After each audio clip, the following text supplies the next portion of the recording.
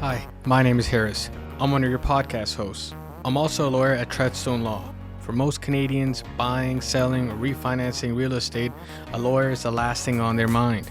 That's unfortunate because lawyers play a vital role in the process. But what choices do Canadians have?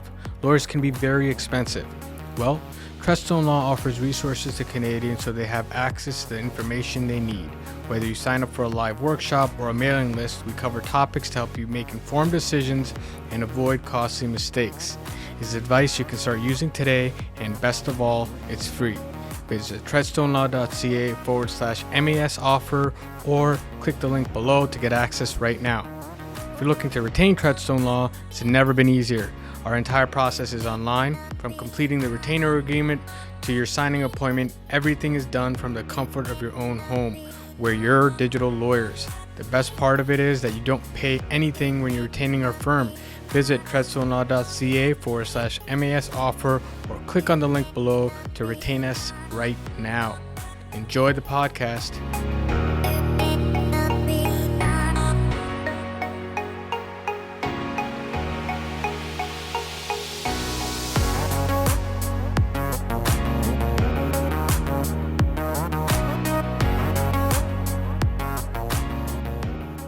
Welcome to another episode of Hustle and Grit. Today on our episode, we have Colin Dambrauskas. Colin believes that every customer deserves the best care and service when purchasing or refinancing the home of their dreams. He's here to serve your mortgage needs and has what it takes to make a difference in your mortgage transaction. Welcome to the podcast, Colin. Yeah, thanks for having me. You know, I looked through a bit of your background on LinkedIn, and I saw that you've got a really storied history. You went to Western, which is a pretty amazing university, and then you worked at Citi Group, at least, is I think 33rd largest firm or company in the world, and then you moved into a few other things, and then you finally kind of ended up in mortgages. Can you give us like a little history on how you went from like a top 50 organization to what is kind of, I would characterize it as your own practice? Being a lawyer, that's the only way I know how to word it out. But having your own organization, having your own kind of company, what kind of got you from those beginnings to where you are now? Yeah, appreciate it. I think just like anybody else, you get into university, you're 17 years old, right? And you jump in not knowing what you want to do. So you take a little bit of everything. Funny enough, I actually started in health sciences and I did a little bit of business, and then I ended up with, sociology and criminology. So it was nothing at all related to what I was actually going to do, because I graduated when I was 23. You're still basically a child at that age. So I ended up working for the bank. I'm first language French.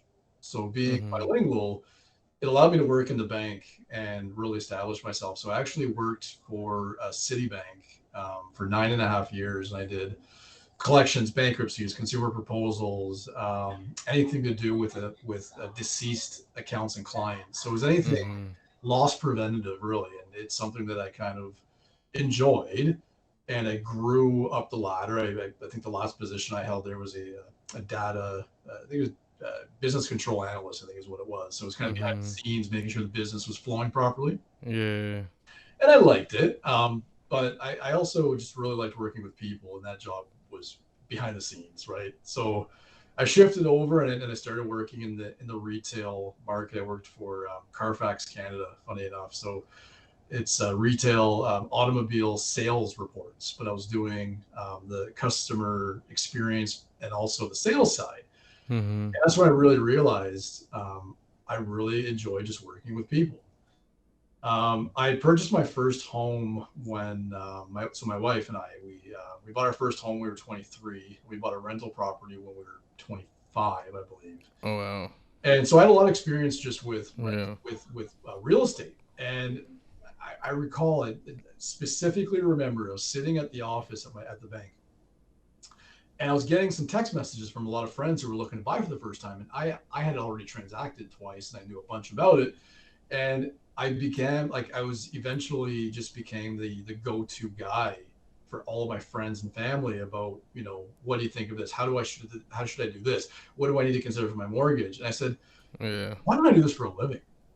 Yeah. I enjoy it. I've got the experience. So why did I do it for a living? And I have the 9.5 years of, of banking and collections and credit experience. So I had the good foundation.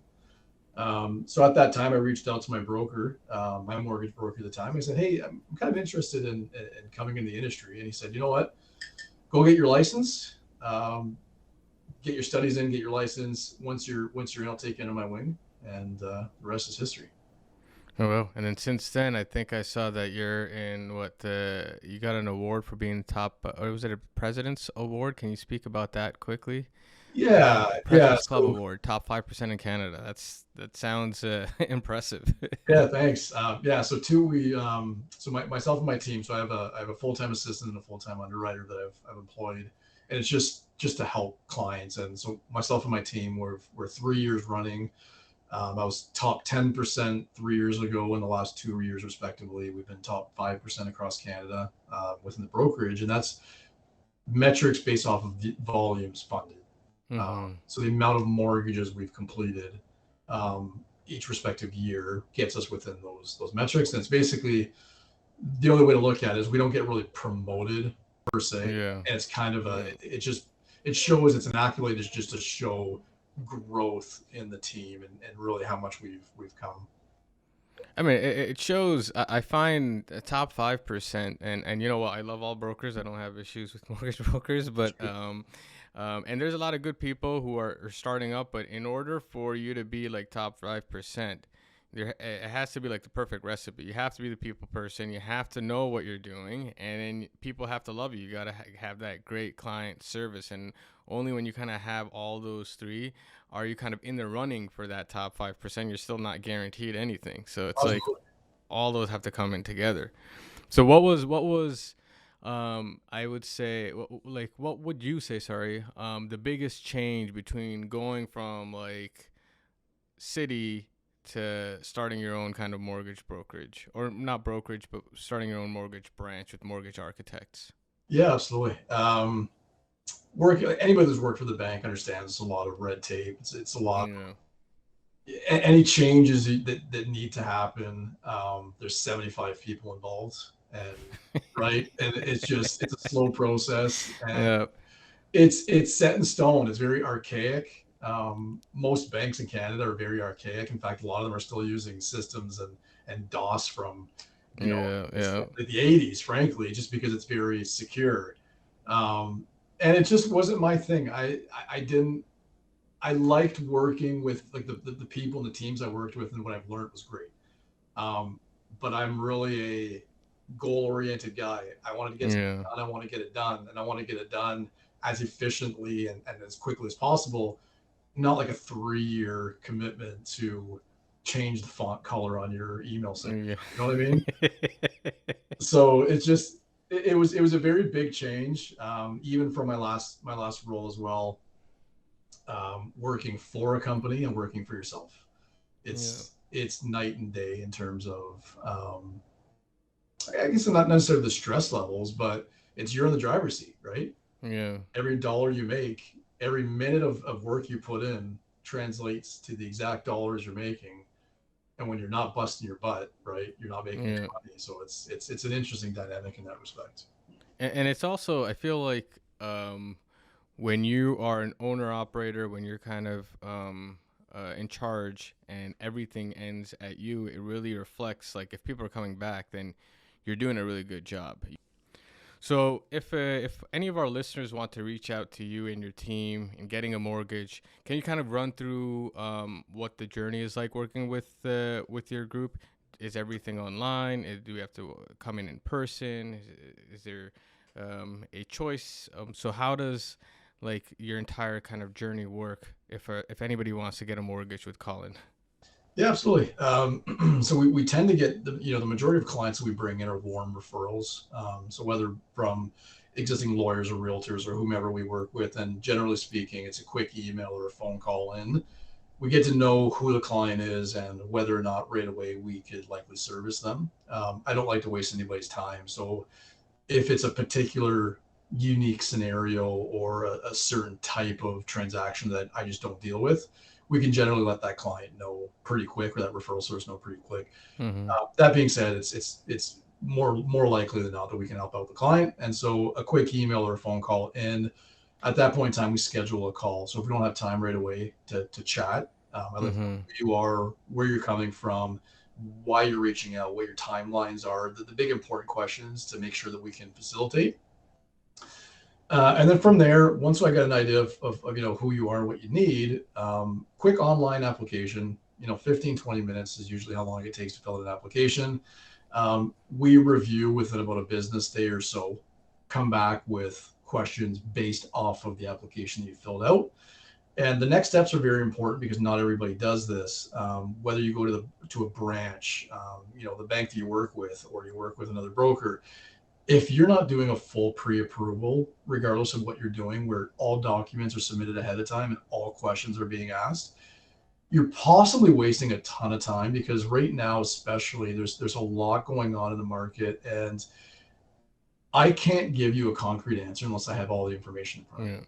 So we don't like to waste time. So we want to make sure that when we are working with you and we're speaking to you and we're giving you feedback, it's because I've confirmed this information for you, and here's what I can do, and here's how I can do it with confidence. Yeah. I mean, whenever somebody comes to me, I'm a big proponent of mortgage brokers for a lot of reasons, and what you just kind of stated is one of the biggest reasons. Because with banks, just how the system works, you don't necessarily get everything reviewed until you've put in an offer, and sometimes that's very confusing, because how do I know how much I can afford? And there's like stuff online where you can get pre-qualified in 15 seconds or whatever the number is, and it spits out a number, but they haven't looked at anything, and you know better than I do. A dollar earned is not the same, depending on, like, it varies depending on where you earned that dollar and how it came in, and there's so many other factors. So a dollar is not a dollar, right? It's treated very differently based on your background. So I always say, with brokers at least, you can have a conversation. And the great thing about brokers is because you've got several different lenders. Built your relationship with them. You know what they want and what they expect. So you know beforehand where these applications could possibly fit. Doesn't mean it's 100%, but you're 99% there, right? Absolutely. And you can give better guidance to anybody coming in, saying, hey, you know what? Based on your income, if you want this interest rate, you can borrow this much. If you want this interest rate, you can borrow this much. And then it's up to them to choose. You don't get that leverage at a bank. Yeah, and like, even to touch on that, 9 times out of 10, I'm not charging my clients a dollar. I think that's where a lot of people get thrown Yeah. off. They assume we're doing all the back end work. We're helping you negotiate. We're doing, we're providing you a full service. The assumption is that there's a charge there. We only charge clients that can't fit into your standard A type lender, your Scotias and TDs, your A lenders. You need additional alternative lending, and then it gets a little bit tricky, and that's why we need to do more work, and that's why there might be a charge. But for your standard client, I'm doing all the negotiation for you. I'm doing all of the research. I'm setting you up with your best options based off of how your information is presented to us. And so rather than you going to 10 different banks and just kind of rolling the dice with Yeah. dealing with all these individuals, that's what I do. And just like you said, I know after reviewing your application, after talking to you and asking questions, I'm already automatically saying, oh, this guy is 100% probably set up for this type of bank with this type Yeah. of product, right? Yeah. And it's difficult if you're going to like 10 different banks. I mean, I don't know how somebody could have that much time, because it's not that easy. And then to understand the different financial products. I mean, being a real estate lawyer, I'm on the last legs. I see some of this. I still don't understand it, because it's not like a mortgage is not a mortgage anymore. There's so many different products out there that you really have to be immersed in the industry just to get an understanding of the products. And then building those relationships with different banks is a whole different story. So just to be able to understand what's going on, it's something that it's a full-time job. It's not something that you can kind of get up and say, you know what, I'm going to go to the bank down the street and I'm going to understand everything. So it gets, it's really like intense. And then I feel, and correct me if I'm wrong, one of the biggest misconceptions people have is moving towards, because, and I guess I understand where they're coming from too, because if something's complex and you don't understand, the one thing they do understand is interest rates. And then they come in and they say, who has the lowest interest rate? And then they'll decide off of that. And Yes. that is something that I feel like is the worst thing you could do. Yeah, the best way that we can put it, and I can't credit for the quote. It's a couple of other brokers who have thought about it, but the best way we can describe it, and when explaining it to clients, is: are you most interested in the lowest rate on the way in, or the rate on the way out? And the Mm, reason I say that is because not every lender, not every bank calculates the penalty to break a mortgage in the same way. yeah, And so a lot of these banks, I have access to, say, a rate of 3%, 3.5%, 4%. And that 3% might seem super, super interested. And like, I mean, not today. Like, I don't mm. have access to a 3% rate today, not today. Let's be clear about that. Um, but in that situation, I might say this to a client: hey, you know what? I can get an absolute really low rate at, say, 3%, or we can look Yeah, at about 3.5, 3.7%. That 3% rate, the penalty behind it, the options behind it, the restrictions behind it might just be terrible for you. And although it might sound up front, well, you know what? That's a good option because I don't intend on doing anything with a mortgage for the next 5 years, 2, 3 years. You'd be surprised how often that changes in 1 or 2 years, right? Nobody lives in a house these days for five yeah, years. Almost nobody stays in the same mortgage for 5 years. Life happens. yeah, yeah, And so having a product that allows flexibility down the road, a good overall competitive rate for sure, but having the ability to refinance that mortgage, break the mortgage. Maybe you want to buy a rental property. Maybe you need some funds to send your kids to yeah, school. A slew of reasons to consider, yeah. making changes to that mortgage. And if you've got a hefty penalty on the back end, Yeah. you might. And you know what? What you've kind of stated is the perfect reason. Another one of the reasons why I personally would advise anybody who's listening to check out a mortgage broker. Call Colin. I'll have his information either below on the side. But it's because you build a lifelong relationship with banks. If you're really good at the bank, you're gonna be promoted, and you're not gonna be the mortgage specialist or whatever next time you have to go renew something. With a mortgage broker, if they're really good at what they're doing, they're going to be around, they're going to be more successful the next time you need a mortgage. And it's a lifelong relationship. So like you said, kid needs to go to college, you need an investment property, you want a vacation home, you want whatever. If you're working with a mortgage broker, they're really setting you up and kind of helping you out and saying, okay, this is how life is going to be. I know everyone thinks that they're going to be, like you just said, in the house for 5 years. I personally, we as a law firm request discharges. The amount of time I've seen 30, 40,000, I can't count. I've seen them as high as 80, 90,000 fees for breaking out of a mortgage because Yeah, people, you know what, like you got a new job, anything can happen. And to think that you're going to be in a place for 5 years is something that is unreasonable, even though people do kind of um, like to think the best of things. And I want to, you know what, draw another analogy. This is not the best, but when you get into, when you marry somebody, and I'm married, I'm happily married, okay? But you feel like you're gonna be with them forever, right? But right. 50% of marriages, unfortunately, end in divorce. And unfortunately, or fortunately, maybe people moving on, whatever the reason is. I'm not gonna get into that, Sure. but I'm looking at the mindset. When you get married to somebody, yeah, and you should feel like you're gonna be there forever. With the house, same thing. You feel like you're gonna be there forever, but somebody else is not saying that. Hey, you shouldn't be here forever. But in case you want to move out, I'm gonna set you up so that you're actually accumulating wealth as you move out, and you're not paying these obscene fees because your monthly payment is $100 less on this other mortgage. Absolutely. Yeah, like if So you want to look at stats as well, the yeah. average Canadian mortgage lasts 38 months. Oh wow.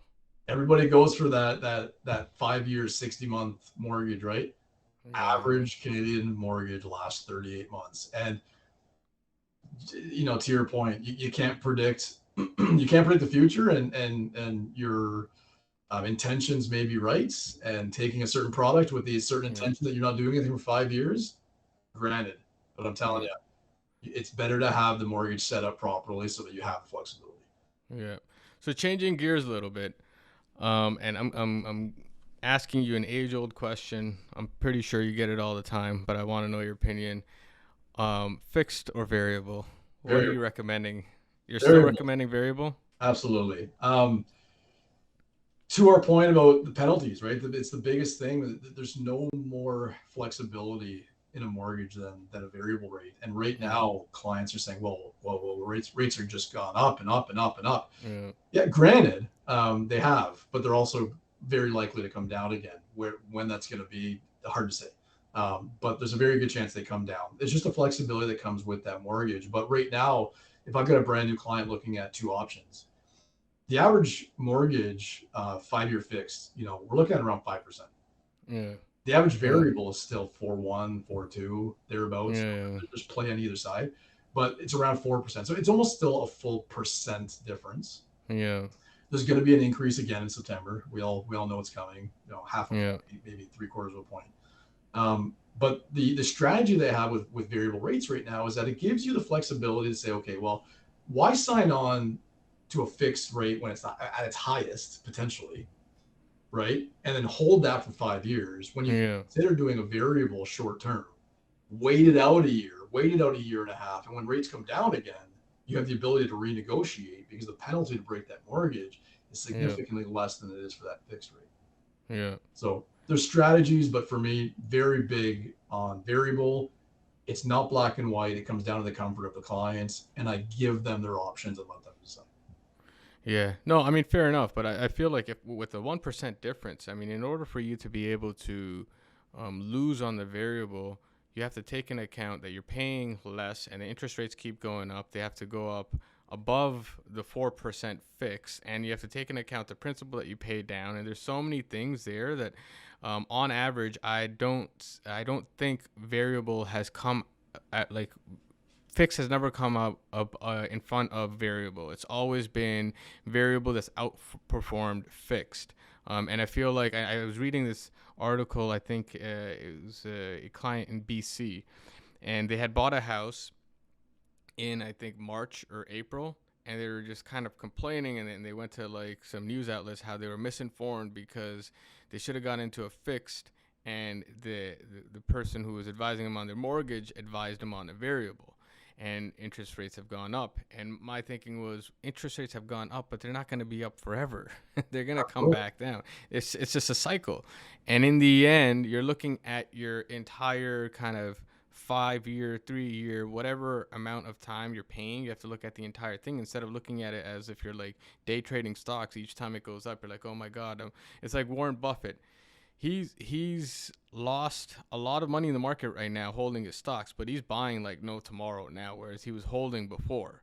Right. Now's the time. Even when he's lost, he's buying. And I feel like Canadians, with the real estate market, when everything was kind of going crazy, everybody's jumping into the market. And then now, when everything's cooled down, you can have a reasonable offer. You could have a financing condition. You can Yeah. have an inspection condition. Everybody's like, whoa, whoa, whoa, interest Yeah. rates are too high. Yeah. Yeah. Absolutely. And it's interesting because everybody sees their problem or their current situation as a today.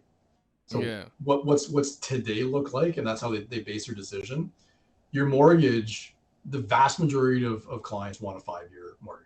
It's just the way yeah, it is. Generally speaking, the rates tend to be better if you take a 5 year product. So with that being said, we're not in a 5 year problem. Knock on wood. This is not a yeah, 5 year problem. yeah, So why sign on to a 5 year solution? yeah, Right. So for me, despite where rates are currently sitting, I don't see this as a 5 year problem. I see this as maybe another year, maybe yeah, less. It's hard to say. I think the Bank yeah, of Canada is suggesting that Q1, Q2 of next year, we might be seeing the first, they're going to start pulling back on the overnight yeah, lending rate. So your prime rate's going to come down again. So it's really having that conversation with your mortgage professional, your mortgage broker. Everybody has different tolerance for risk. Variable historically does come out ahead, and it is cheaper than fixed rates on average. yeah, But it's not the answer for everybody. So sit down with your mortgage professional, talk about it, talk about the risks, talk about the options, and make sure you're comfortable with what you're taking. Yeah, no, and I completely agree. I think I was looking at some analysts; they predicted as quickly as Q4 of this year because just because even though we're trying to rein in inflation, our neighbors down south are pretty much in a recession. Mm-hmm. And they need to start. They will be forced to kind of loosen up the interest rate, and if they loosen it up, and we keep ours as strong as it is right now, there's like currency value. Like our currency goes up, imports and affects imports and exports, and then the us as Canadians would be forced to kind of bring it down. But regardless, yeah, Q1, Q2, even next year is around the corner. And to, like you said, be able to like understand that. This is why I always say you have to go to a broker or somebody who knows, who understands that you're not in this for the next month or two. You're in this for the next few years. What's going to happen in the next few years? You need to have that kind of patience. What kind of advice would you give to people? And I know like there's clients that you have, most likely, correct me if I'm wrong, who are very risk averse. They're gonna go for the fix no matter what. Yes. And then there's people, then there's people who are like like me. I'm a believer in variable. I will only go variable. That's just how my mindset is. I don't even look at fixed. Like it's not about the cheapest. It's about outperforming. So I'd be an easy variable client. What would you say to people who are kind of on the fence, who are saying, "Hey, listen, I really like this variable. I understand what you're saying, but I'm also stressed because what if it keeps going up? What if I can't afford it? What if everything just comes crashing down?" What is kind of your advice to them and how they should approach the problem, at least a first step or two? Yeah, like I mean, the number of times I've had this conversation over the last 6 to 7 years have been, have been wild. What I normally say to clients, so I will present all the information. Here's Yeah, all the things to consider as to why I yeah, would suggest a variable, and here's some considerations as well for the fixed, and here's how they differ. If they still can't decide and they say, well, we're on the fence, we still don't know, I say, okay, well, if you're going to be that person that can't sleep at night because you're hearing that rates may be going up and it's going to make you nervous, take the mm, fixed. Because at the end of the day, I can only, so we advise, we don't instruct, yeah, right? yeah, I can't tell you you need to take a variable rate, otherwise you're making a bad decision. It's here's the information, sleep on it, get back to me in a day or two, let me know. Here's what I would suggest and why. But at the end of the day, it's your decision.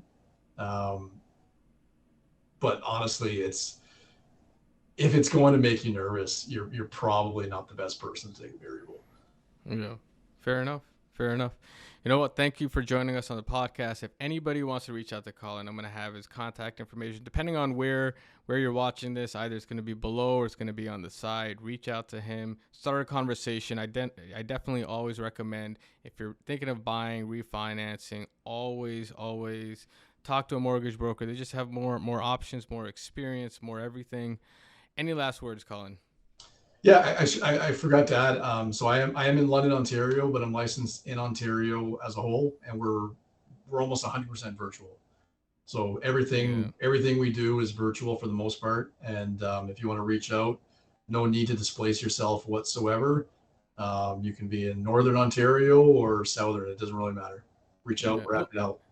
virtual is awesome. You could from your couch, you can reach out, have a conversation as opposed to driving down and spending that time. Definitely, it's definitely if you have any questions, reach out to Colin. Thanks for coming on again.